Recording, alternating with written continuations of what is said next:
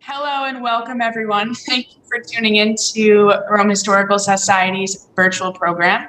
My name is Miranda, and I'm the educator here at Rome Historical Society. We offer free programming on the third Wednesday of every month, and we recently decided to maintain a virtual format for the safety and health of everyone. So in coming months, we are going to transition to live Zoom presentations, and that will give you, our audience, a chance to engage with our presenters. So in the future, look out for that. All programs will then be uploaded to Facebook and YouTube afterwards. So just letting you all know about that. As always, I want to give a shout out to our corporate members. That's AIS, Revere Copper, and Mohawk Valley Community College. If you want to become a member of the Rome Historical Society, you can do that on our website, romehistoricalsociety.org, or you can come to 200 Church Street and talk to us directly.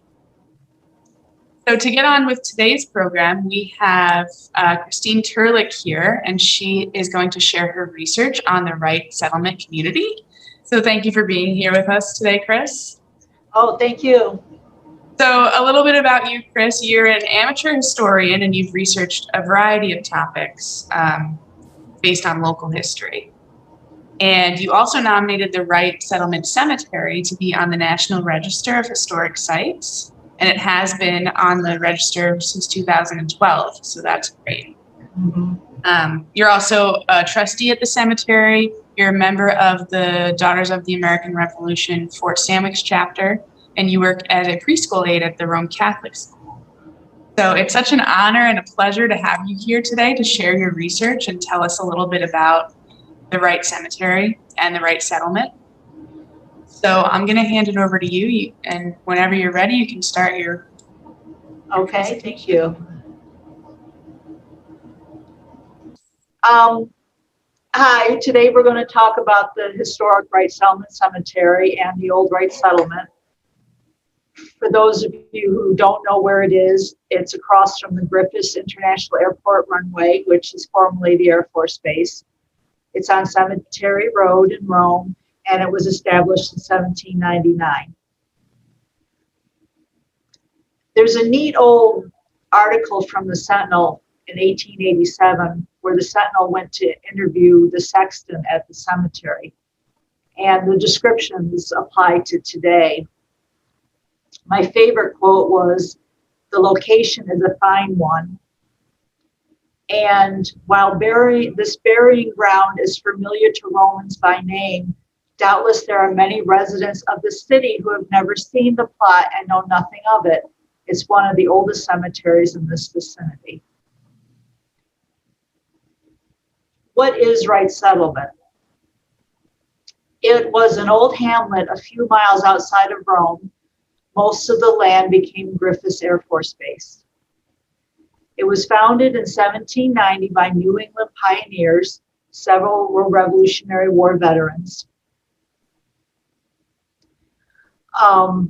Lieutenant Ebenezer Wright of Connecticut Militia gave his son his military muster pay to lease 190 acres to farm, which became Wright Settlement. So I guess that's why it's named that. So Lieutenant Ebenezer's eldest son divided the 190 acres with his 16-year-old brother, who became Deacon Allen Wright of Rome's First Presbyterian Church. The lieutenant opened a tavern, which is across from cemetery, where it's fenced off now for the runway. And the tavern became the site of the first religious society. In 1800, they had a meeting and decided to form this church, which is still in existence today. And in 19th century, it was a farming community, and it provided milk for the local cheese factory. Here's a picture of Ebenezer Wright's lieutenant cemetery tombstone. And at the DAR, we're trying to find all the Revolutionary War soldiers and have a future ceremony for them. Lieutenant Ebenezer Wright came from Connecticut, and he was in trouble. He was a saddler. He made saddles, and he had a contract with the government, and the government reneged and wouldn't pay him. So he ended up in bankruptcy court. And so he hightailed it here with his big family and his brother and his big family. And so that's how Wright Settlement got started. This is Lieutenant Ebenezer's eldest son, the one who used the muster pay to start lease the acres for Wright Settlement, and as courtesy of Jervis Public Library. Historians may know of Benjamin Wright, who was the second son of Lieutenant Ebenezer and Grace Wright. He was the father of civil engineering and chief engineer on the Erie Canal. Benjamin's buried in New York City. He's not buried here, but all his relatives are at Wright Settlement Cemetery. And here's a picture of Benjamin.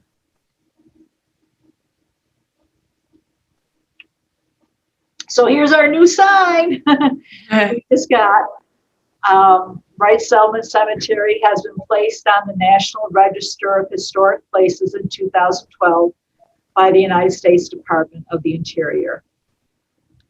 And the question is, why did we get it? So Travis Bowman of the New York Parks and Recreation wrote an excellent paper on the cemetery. And this is a summary of his findings. And I added additional comments in the parentheses.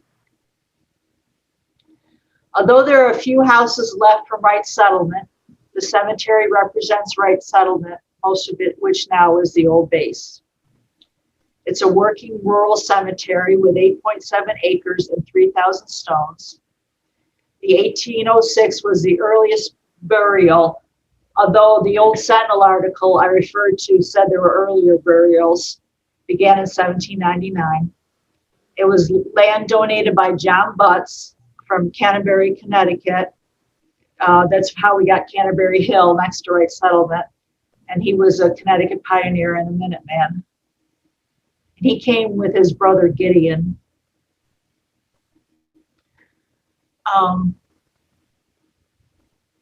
In quoting Mr. Bowman, it was started with an acre of ground given by John Butts, an early settler.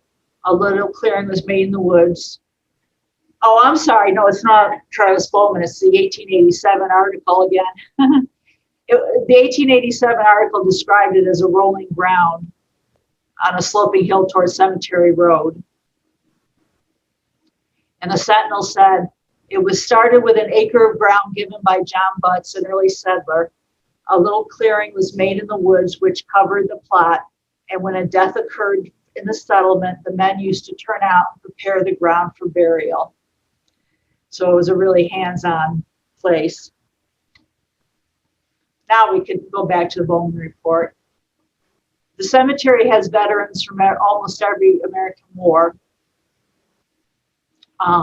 One of them fascinates me. His name is Jackson Rains, and he was a lock tender on the Black River Canal. He served in both the Union and Confederate armies. I think he went into the Confederate Army involuntarily, and then he escaped and joined the Union Army. Most importantly, the cemetery provides genealogy and history not found elsewhere, and we're known for our family plots. There are examples of various styles of tombstones, which changed over the decades. Mr. Bowman liked the ones from the White Bronze Company of Bridgeport, Connecticut.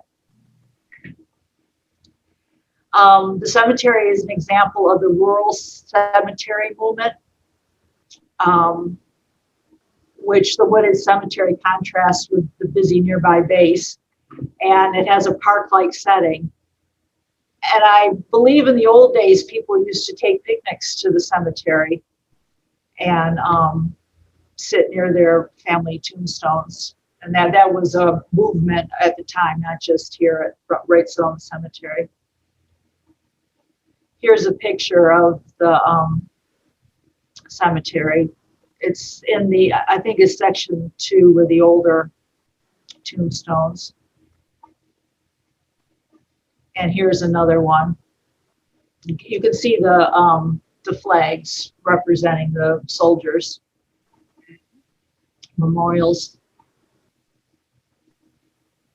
Wright Settlement is a veritable textbook of 19th and 20th century funerary art, and that includes some tombstones with Welsh inscriptions, because we had a large Welsh immigration during the 19th century.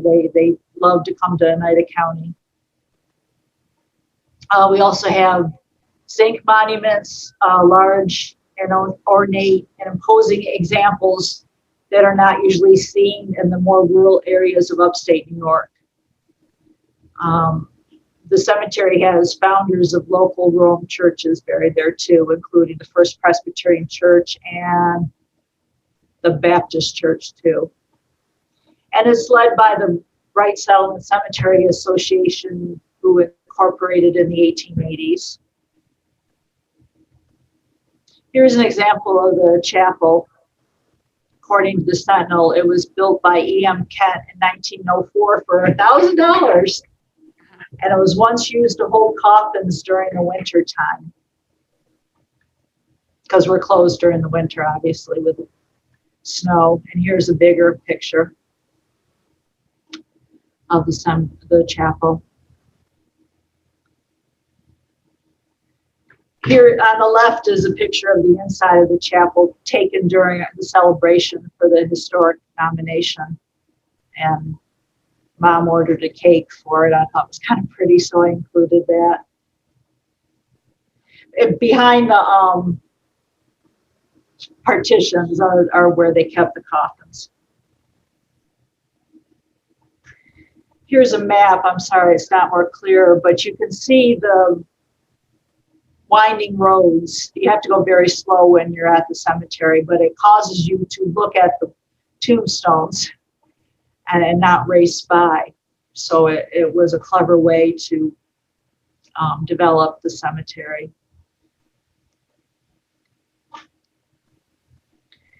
Here's an old minutes book from the Wright Settlement Cemetery Association,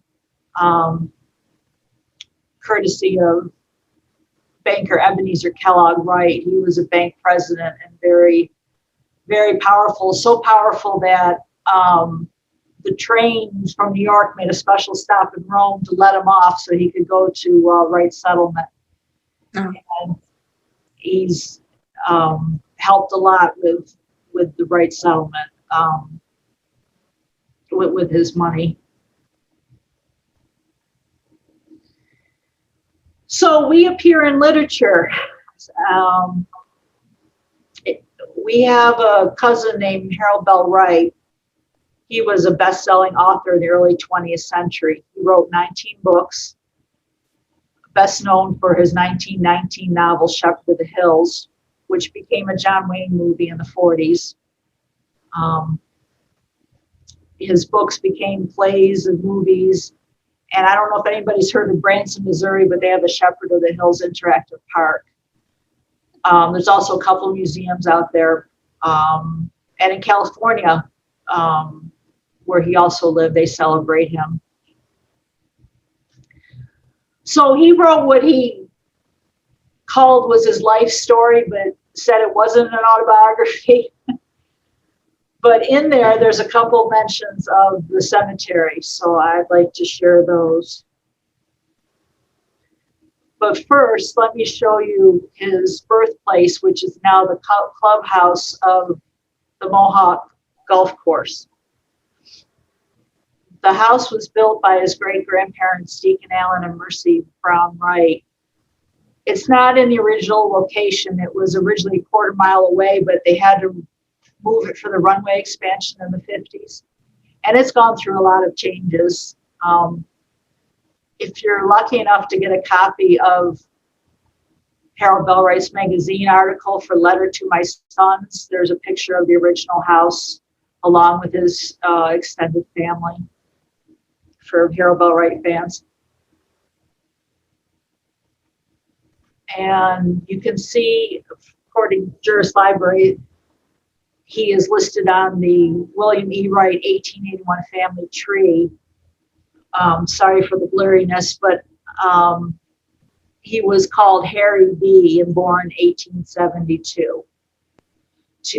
His parents were Alma T. Watson Wright and Lieutenant William A. Wright.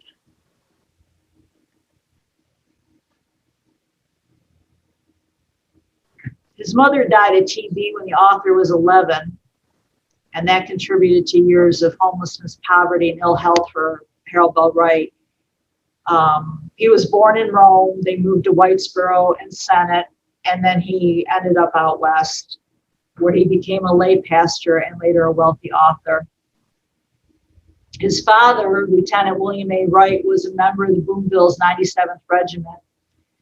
He struggled after the Civil War, causing strain on his family.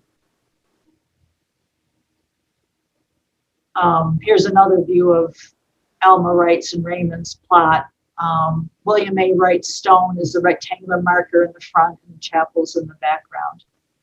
So the tombstone that comes up in his writing. Here's a picture of Lieutenant William A. with his cousin Frank at the Brick Wright Homestead. William often came, he went out west too, and often came back to visit. So according to his life story, he and his brother Will caught scarlet fever when Harold Bell Wright was 6. And at the time there was an outbreak in the area. His younger brother Raymond died at 2 years old, although Harold Bell Wright didn't say if he died from scarlet fever or something else. At the cemetery, there's also another cousin that died of scarlet fever that year. They lived in Whitesboro at the time. So all this background leads to this quote published in Cosmopolitan. Will and I had scarlet fever. Another baby brother came, remained with us for 2 years, and went away, frightened perhaps at the outlook. It was not much of a funeral as funerals go, but it was a memorable occasion for me because of the long ride, 15 or 20 miles, to the old Wright Settlement Cemetery. There was only one carriage in the procession. Father drove, mother held a tiny coffin on her knees. And that's from 1932. So here's the article that, the quote that talks about the tombstone that I showed you in previous pictures.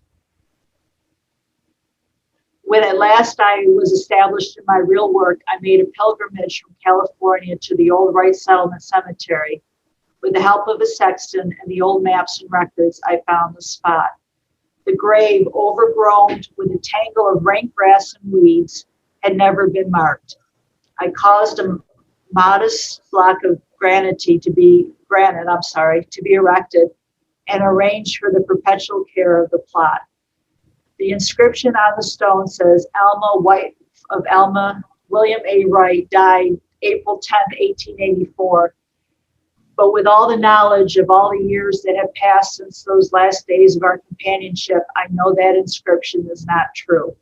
And that drives me crazy. What does he mean by the inscription's not true? Either it's a comment on their marriage. They did get married. I did see it was announced in the Sentinel, of course. Or is he saying that he didn't mention that Raymond's name was placed on the tombstone? So that I don't know. But it's interesting that he came back. He used to come back a lot over the years and visit Senate and Rome. He stayed with cousin Louise Wright on James Street. So it was nice of him to put that grave up for his mother, the tombstone, I'm sorry. So I went through our old scrapbooks. My great-grandmother was a Wright, and she married a Colgan, so that's how. And we're part of the brick homestead. So this is Cemetery Road, an old picture of it. And here's Cemetery Road. It hasn't really changed. There's a cemetery on the left. So I thought that was pretty neat. The next picture is courtesy of Steve Wright. He's also a hidden historian. It shows the brick Wright Homestead, which is still standing. It's across Cemetery Road. It's behind a bunch of trees. Many people think it's part of the cemetery, but it's not. But it was built by Lieutenant Ebenezer's descendants. And there's the picture. I like that with all the people.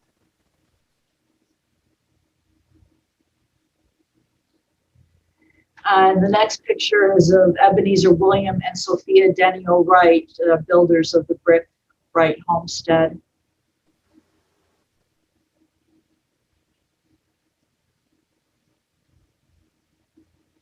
And here's an old cemetery photo from Aunt Beulah. She kept a scrapbook.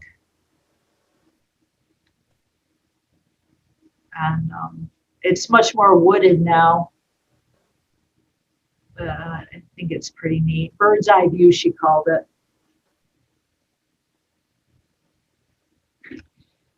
This is Aunt Jane. She was born in the 1870s and became a nurse, and she wrote a memoir, unpublished, and I wanted to read to you what she wrote about Wright Settlement.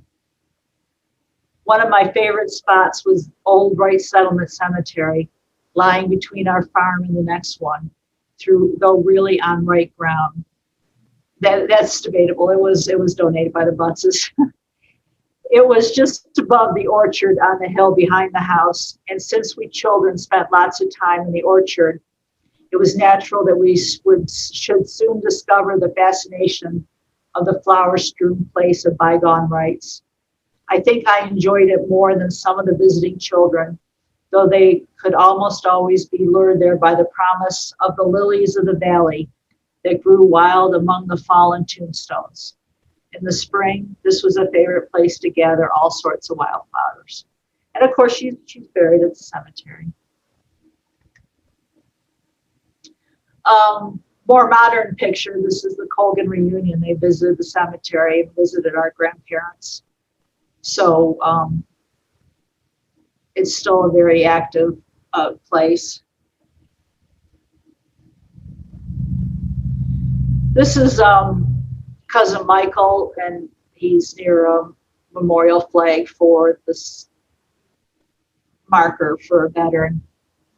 And funny enough, in the 1887 Sentinel article, the reporter also mentioned flags at the cemetery. He said, on quite a number of mounds are seen small American flags showing that brave defenders of their country have found a resting place there. I thought that was pretty neat. Also, I read that the cemetery once had an iron fence around it, but I don't know what happened to that.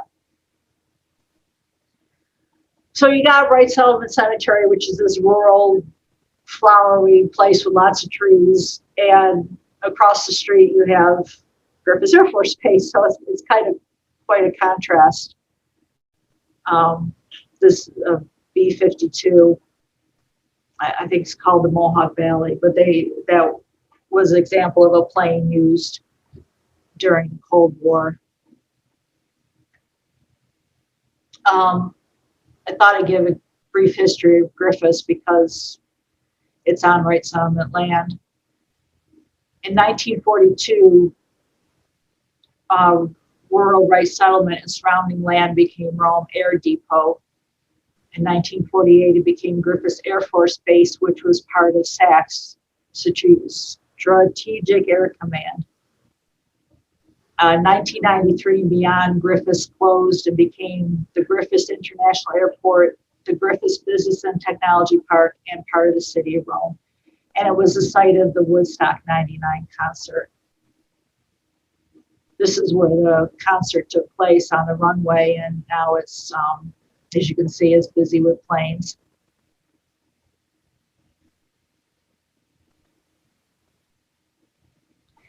The next photo is from the Rome Historical Society, and it shows the Rome Air Depot and Wright Settlement in the 1940s. So you can see the contrast to the busy place and the rural place meeting.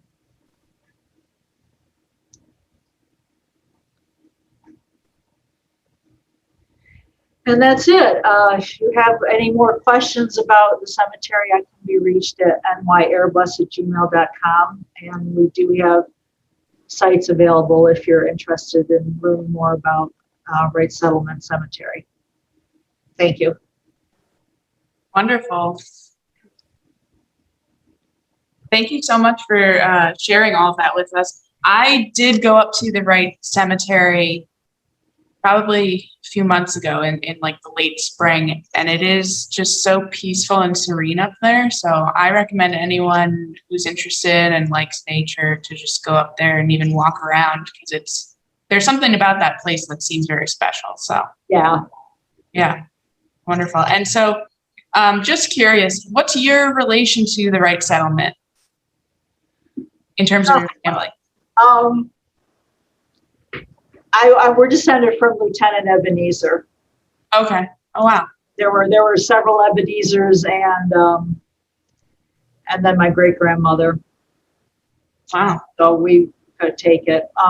My uncle is the president of the association now, so wow, we're still That's having incredible. Yeah. And it's such a real life, current day link to the beginnings of Rome as a society, civilization. Well, that's funny. That's what they said in the 1877 article. It linked us back to the Fort Stanwix days.